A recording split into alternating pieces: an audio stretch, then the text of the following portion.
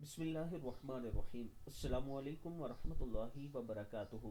फजर के बाद ये तिलावत करने से कब्र में अजाब से आप बच जाएंगे।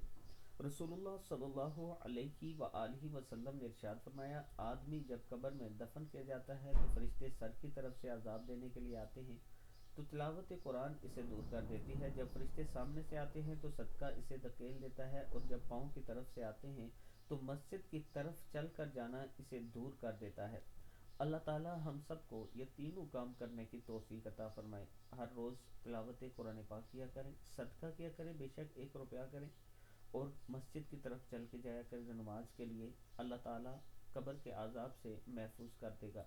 अल्लाह ताला हम सबको भी इस पर अमल करने की तौफीक दे। वीडियो को आप दोस्तों ने आगे ज़रूर शेयर करना है। और अगर आप रावलपिंडी या इस्लामाबाद में अपना प्लाट किस्तों पर लेना चाहते हैं या कैश पर लेना चाहते हैं तो ये मेरा व्हाट्सअप नंबर है, आप मुझसे रब्ता कर सकते हैं। इंशाअल्लाह आबिद राजा आपके एतमाद पर पूरा उतरेगा।